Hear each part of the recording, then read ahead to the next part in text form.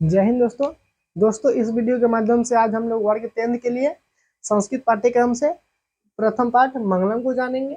मंगलम पाठ जानेंगे और वीडियो के अंत में पहले पाठ का सारांश जानेंगे, पाठ का अर्थ जानेंगे और वीडियो के अंत में इस पाठ से बनने वाले जो भी महत्वपूर्ण ऑब्जेक्टिव और सब्जेक्टिव प्रश्न होंगे उसे पीडीएफ के रूप में आपको दिया जाएगा। तो दोस्तों चलिए सबसे पहले हम लोग पाठ का सारांश जानते हैं। तो मंगलम पाठ जो दोस्तों मंगलम पाठ वो उपनिषद से लिया गया है। कहाँ से लिया गया है? उपनिषद से। तो सबसे पहले आपको उपनिषद जानना होगा कि उपनिषद क्या होता है। तो देखिए दोस्तों, उपनिषद जो है, उपनिषद दो शब्दों, उपनिषद जो है दो शब्दों उप और निषद से मिलकर बना है। उपनिषद जो है दो शब्द उप और निषद से मिलकर बना है, जहाँ उप का अर्थ होता है समीप, समीप कहिए या फिर निकट कहिए, और समीप, जहाँ उप का अर्थ क्या होता है? समीप या फिर निकट, और निषद का अर्थ होता है उपदेश, अर्थात अपने गुरु के समीप बैठकर नियम पूर्वक उपदेश को ग्रहण करना ही क्या कहलाता है? उपनिषद कहलाता है। उपनिषद की संख्या, उपनिषद की संख्या तो लगभग 200 होती है, लेकिन वेदों के अनुसार हम लोग की जो पाठनी है वो वेदों से ली गई है, वेदों के अनुसार है। तो इसीलिए उपनिषद की संख्या जो होती है वेदों के अनुसार कितनी होती है? वेदों के अनुसार। किसके अनुसार? वेदों के अनुसार। वेदों के अनुसार उपनिषद की संख्या कितनी हो गई? 108। अगर आपसे कोई पूछे कि उपनिषद कितने होते हैं तो 108 होते हैं। अब इस 108 उपनिषद में प्रथम उपनिषद कौन सा है? तो प्रथम उपनिषद है जिसका नाम है ईशा उपनिषद। पहला उपनिषद कौन सा है? ईशा उपनिषद, जिसमें ईश्वर की स्तुति है। सबसे अंतिम उपनिषद कौन सा है? तो मुक्ति का उपनिषद। इसमें इस मोक्ष मतलब इस संसार से, मोह माया से विपरीत हटके इस संसार से मोक्ष को कैसे प्राप्त किया जाए उसी के बारे में बताया गया है। सबसे बड़ा पूछ ले कि सबसे बड़ा उपनिषद कौन सा है? तो बृहदारण्यक उपनिषद। और सबसे छोटा उपनिषद कौन सा है? तो मांडुक्य उपनिषद। देखिए सबसे बड़ा जो है बृहदारण्यक है, जिसमें 438 के आसपास, 438 के आसपास श्लोक है। बृहदारण्यक उपनिषद जो सबसे बड़ा उपनिषद है, इसमें 438 के आसपास श्लोक है। और जो छोटा है वो मांडुक्य उपनिषद, इसमें मात्र 13 श्लोक है। मांडुक्य में मात्र 13 श्लोक है। अब पूछे कि उपनिषद जो है, उपनिषद के रचनाकार कौन हुए? तो उपनिषद के रचनाकार जो है महर्षि वेदव्यास जी है। अब देखिए दोस्तों, यहाँ से एक प्रश्न बिहार बोर्ड में बनता है कि मंगलम पाठ जो है, मंगलम पाठ, हाँ, मंगलम पाठ के रचनाकार कौन हुए? तो मंगलम पाठ कहाँ से लिया गया? उपनिषद से। उपनिषद से लिया गया है। तो उपनिषद के रचनाकार कौन हो गए दोस्तों? महर्षि वेदव्यास। इसीलिए मंगलम पाठ के रचनाकार कौन हो जाएंगे? महर्षि वेदव्यास। तो चलिए अब हम लोग मंगलम पाठ का सारांश जानते हैं। तो मंगलम का अर्थ होता है दोस्तों शुभ होना। मंगलम का अर्थ होता है शुभ होना या फिर अच्छा होना। शुभ होना या फिर अच्छा होना, यानी इस पाठ का नाम ही है शुभ पाठ, यानी मंगल पाठ होना। मंगल यानी शुभ होना। तो मंगल पाठ में जो मंत्र का प्रयोग किया जाएगा उसका भी प्रयोग हम लोग कहाँ करेंगे? तो किसी शुभ कार्यों में ही करेंगे ना। तो पूछा जाता है कि मंगलम पाठ के मंत्रों का उच्चारण कहाँ करते हैं? मंगलम पाठ के जो मंत्र है इसका प्रयोग कहाँ करते हैं? तो मंगल कार्यों में या फिर मंगलाचरण में, यानी मंगल आचरण में इसका प्रयोग हम करते हैं। तो दोस्तों चलिए अब इसका अर्थ जानते हैं।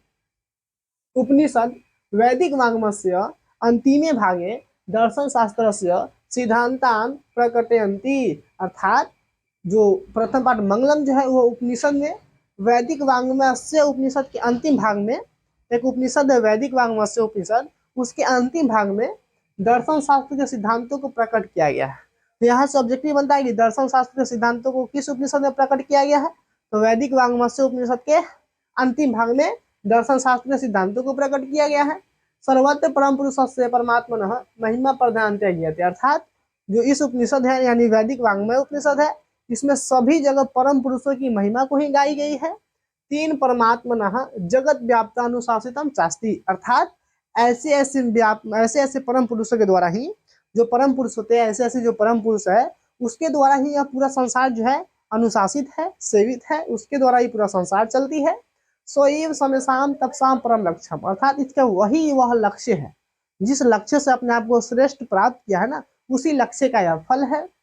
अस्मिन् पाठे परमात्म आत्मपरा उपनिषदाम पदात्मका पंच मंत्र संकलिता सन्ति। अर्थात इस पाठ में हम लोग परमात्मा के विषय में, इस पाठ में हम लोग परमात्मा के विषय में उपनिषद से 5 मंत्र को लिया गया है, जो कि परमात्मा के विषय में हमें जानकारी देगी। तो यहाँ से एक सवाल फिर बनता है कि मंगलम पाठ में कितने मंत्र संकलित है? तो मंगलम पाठ में 5 मंत्र संकलित है। मंगलम पाठ में जो मंत्र संकलित है वह कैसा मंत्र है? तो मंगलम पाठ में जो संकलित मंत्र है वो पद्यात्मक मंत्र है। तो मंगलम पाठ में दोस्तों 5 मंत्र लिया गया है जो उपनिषद से लिया गया है। मंगलम पाठ जो है, मंगलम पाठ ना। तो मंगलम पाठ में जो है 5 मंत्र है, 5 मंत्र है, 5 गो जो मंत्र है पांचों उपनिषद से लिया गया है। प्रथम जो मंत्र है वो ईशावास्योपनिषद, ईशावास्योपनिषद से लिया गया है। दूसरा कठोपनिषद, कठोपनिषद यानी कठ उपनिषद से लिया गया है। तीसरा मुंडक उपनिषद से लिया गया है, मुंडक उपनिषद। चौथा है ये भी मुंडक उपनिषद से लिया गया है, मुंडक उपनिषद। और जो पांचवा है श्वेताश्वर उपनिषद से लिया गया है। यहाँ से बिहार बोर्ड में सवाल हर साल लगभग 2 प्रश्न यहाँ से बनते हैं कि मंगलम पाठ जो है, मंगलम पाठ के प्रथम श्लोक, मंगलम पाठ के प्रथम श्लोक किस उपनिषद से संकलित है? तो आपके हो जाएंगे ईशावास्य उपनिषद। द्वितीय श्लोक जो है किससे संकलित है? तो कठ उपनिषद से। तीसरा है तो मुंडकों से, चौथा मुंडकों से, और पांचवा जो है श्वेताश्वर उपनिषद से संकलित है। अब हम लोग बारी बारी से सभी श्लोकों को जो अलग अलग उपनिषद से लिया गया है उसके बारे में जानेंगे। तो प्रथम श्लोक जो है वह ईशावास्य उपनिषद से लिया गया है, तो चलिए पहले उसे जानेंगे।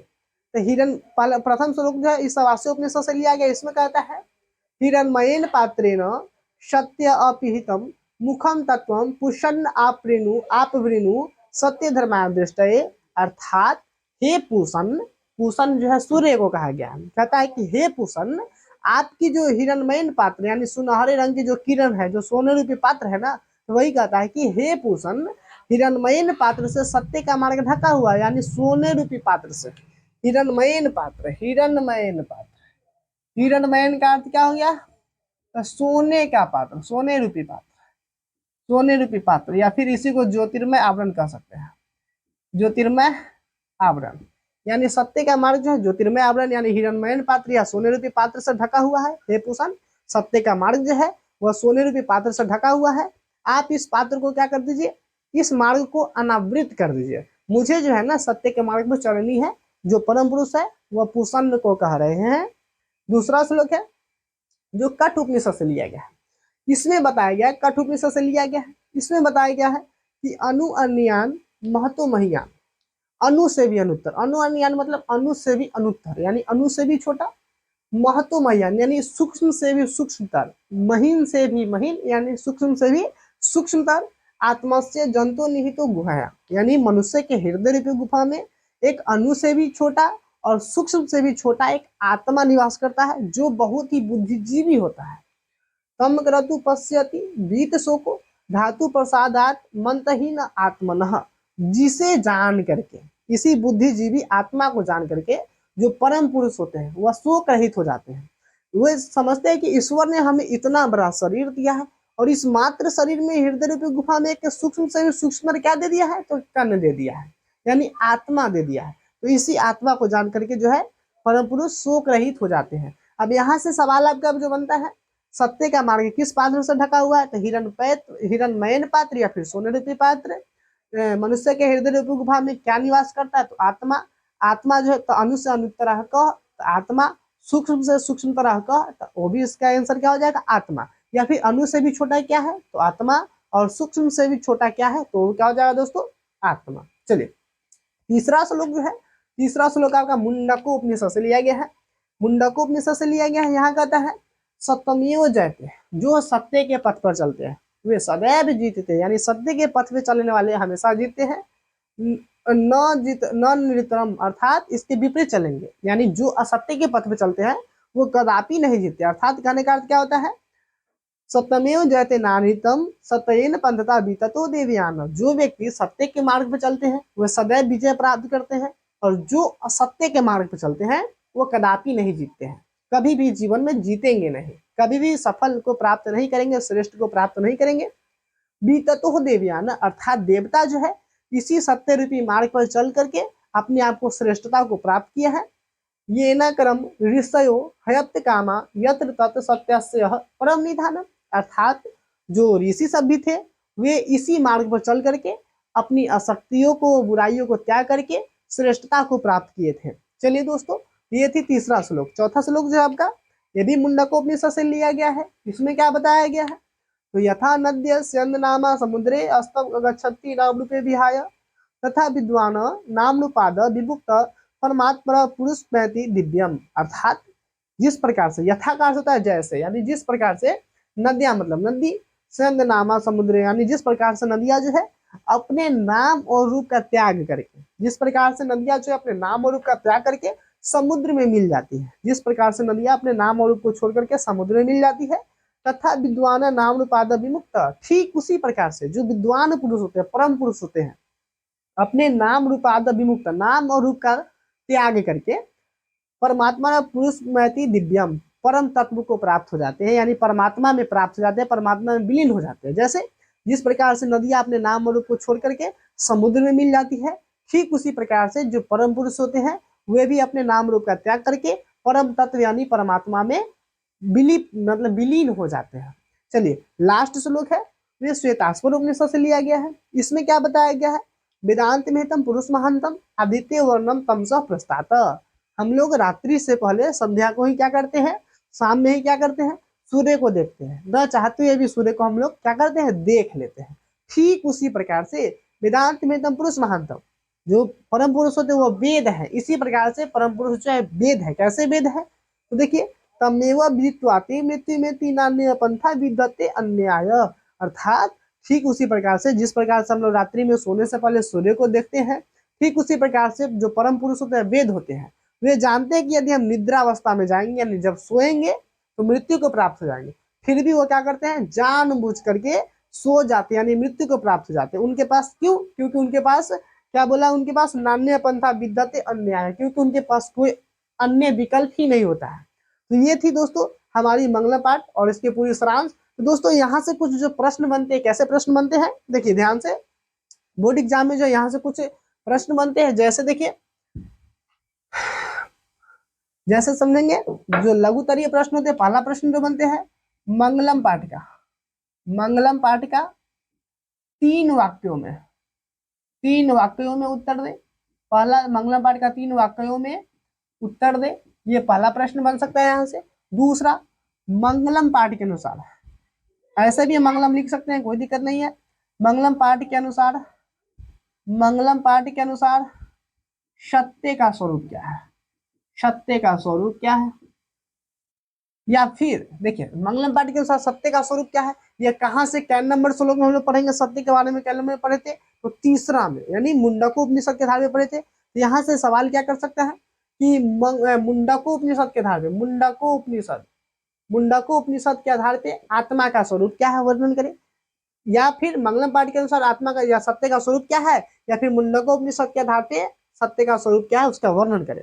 तो हम इसका जवाब, दोनों का जवाब सेम ही हो जाएगा, यानी मंगलम पाठ के आधार पे या फिर मुंडको उपनिषद के आधार पे आत्मा सत्य का स्वरूप यह है कि जो व्यक्ति सत्य के पथ पे चलते हैं वह सदैव विजय प्राप्त करते हैं, और जो असत्य के पथ पे चलते हैं वह कदापि विजय को प्राप्त नहीं करते हैं। अर्थात देवता भी जो होते हैं अपने आप को श्रेष्ठ कर इसी जो है सत्य रूपी मार्ग पर चलने से प्राप्त करते हैं। चलिए अब इससे एक सवाल और बनते हैं कि मंगलम पाठ के अनुसार, मंगलम पाठ के अनुसार आपका क्या पूछ सकता है कि मंगलम पाठ के अनुसार आत्मा का स्वरूप क्या है, आत्मा का स्वरूप पूछ लेगा। मंगलम पाठ के अनुसार आपसे आत्मा का स्वरूप पूछ लेगा, या फिर आत्मा का स्वरूप किस श्लोक में जाने थे, दूसरा श्लोक में यानी कठ उपनिषद में जाने थे। तो इसी को फिर कैसे घुमा सकता है, कठ उपनिषद के आधार पे, यानी कठोपनिषद के आधार पे आत्मा का स्वरूप बताना है। किसके आधार पे, कठोपनिषद यानी जिसमें हम लोग पढ़े तो उसी को मंगलम पाठ में पढ़े, कठोपनिषद में पढ़े तो उसी का सवाल घुमा करके वो पूछ सकता है। तो क्या करेंगे, तो मंगलम पाठ के अनुसार या फिर कठोपनिषद के आधार पे आत्मा का स्वरूप यह है कि मनुष्य के हृदय रूपी गुफा में एक सूक्ष्म से सूक्ष्मतर और अणु से भी अनुत्तर एक आत्मा निवास करते हैं, जो बहुत ही बुद्धिजीवी प्राणी है। इसी को जान करके जो परम पुरुष होते हैं वह शोक रहित हो जाते हैं। चलिए इससे एक प्रश्न और बनते हैं जो कि ऑब्जेक्टिव के लिए बनते हैं कि नदियां जो है अपने नाम और रूप को छोड़कर कहाँ विलीन हो जाते हैं, तो समुद्र में। हाँ, एक दीर्घ उत्तरी और लघु उत्तरी यहाँ से एक और बनते हैं कि जो विद्वान पुरुष होते हैं, विद्वान पुरुष आत्म तत्व को कैसे प्राप्त करते हैं, या परम तत्व को, परम तत्व को